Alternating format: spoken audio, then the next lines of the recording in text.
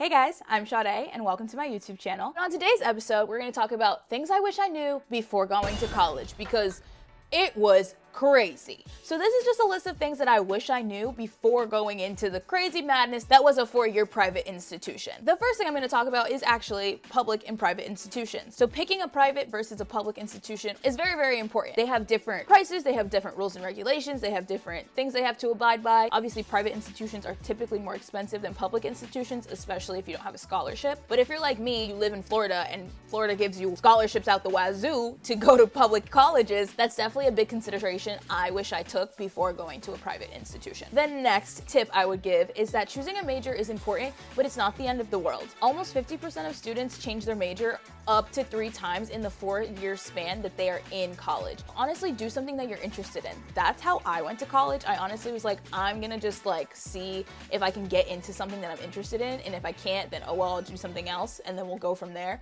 But that's how I've been taking these steps. I've literally just been like, okay, I wanna do this and see how it goes. And then it worked, and I was like, okay, I'm gonna go here and see how it goes, and it worked. That's the advice I would give to anybody who's lost about finding a major. Do something you like, because for you to graduate a 4-year institution for something you don't like and then get a job that you don't like, what was the point? What was the point? Like I said, it's okay to change. That is a-okay. Just know that it might prolong your experience a little bit more, which might not be a bad thing for some people. Choose your friends wisely. Once someone shows you their character and who they are, clock that teeth. I'm not saying to break up your friendship, but take it with a grain of salt, because now you know that that's how that person moves. And if you don't want to be around people that move that way, you know just to take a step back, you know? And I'm not saying not to trust people. Of course you should trust people.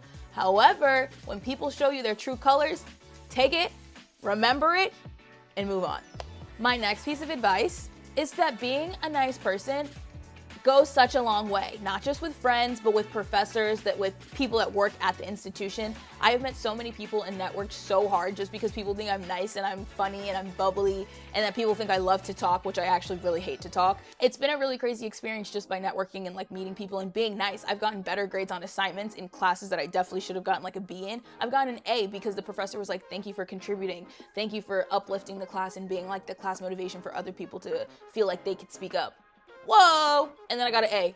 Okay, easy peasy lemon squeezy. If being nice is gonna get me an A, I'm gonna do it every single time. The next thing I wish I knew is that not all universities have a diversity office. My university didn't have one until I was a sophomore in college. I beg your pardon? I wasn't experiencing any racial aggressions or anything like that until sophomore year, so I'm glad I had that resource. But I'm glad I had the support system around me that I did, so that I had people to go to and things like that. If I was a freshman and something did happen and I didn't have that office, I don't know what I would have done. So having a diversity office, especially as a person of color in 2025, is very, very important, so you feel safe and uplifted in the community that you're in, especially if you're thousands of miles away from home. The people you surround yourself with become your reality. So if you're surrounded by people that are doing things and contributing to attributes that you don't feel like belongs with your character, then take a step back, take a step away from them, because you know that those aren't going to be your people. And don't be afraid to do so just because they're oh, these are my first college friends.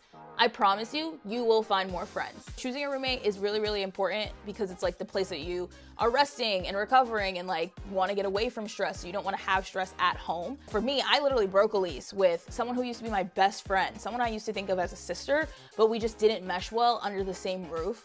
It was bad for a relationship. It wasn't cohesive on both ends. And I wish that it was, you know what I mean? I wish that so much for us, but unfortunately it just didn't work out. So we did end up breaking our lease, and that was the best situation for both of us. So you need to do what you need to do to take care of yourself, and don't be afraid to put yourself first in a friend situation or a roommate situation. All college boys are all the same, so do not waste too much of your time on them. Please, please. You have classes to pass, you have events to attend, you have people to meet, networking opportunities to make. College is your opportunity to set yourself up for how your life is gonna look for the rest of your life. I don't know about you, but I wanna be taking trips, I wanna be on vacation, I want bills and expenses paid for. I'm not saying not to have your fun, girl. Definitely have your fun. But there is a reason why we're here. Always remember that. My next piece of advice is overall, be nice, have fun, lock in. Like, that's kind of my like motto for like school, because being nice gets you so far without even knowing it. It's like so easy to just be a nice person, and you never know how it's gonna help someone or yourself. But have fun as well. Like, have the most fun. I had the best time in college. I made the best memories, I made the best friends, but it's also time to lock in. You've got to lock in, because it's no joke. Like, a lot of people do fail out of college. A lot of people do drop out. That's something that's very, very common. But you don't want that to be your situation. And if it is, that's okay. But if you do want to get through college and you do want to get your degree, just remember, it's all about balance. And my last piece of advice is to take the lessons and grow. College is the time where I learned the most lessons, not even about myself, but about the world, about people, about like humans. Like, it was just like a crazy time. Like, everybody has so many different emotions, and just like going through all of those trials and tribulations with those people at that time, away from your family who you've known your entire life, is really, really crazy. It's such a big opportunity for you to grow and to literally become a new person, to become the person that's gonna get you to your future self. So take those lessons and learn from them, because you can just take the lesson and not grow from it, and you'll still be the same person you walked into college being. And that's not the point. The whole point is for you to grow and to become a better person. And those are all of my tips that I think I would have wanted going into college and just like not knowing anything. And you liked any of the advice in this video, please give it a like and make sure to subscribe to my channel. And I hopefully will see you guys very soon. Bye!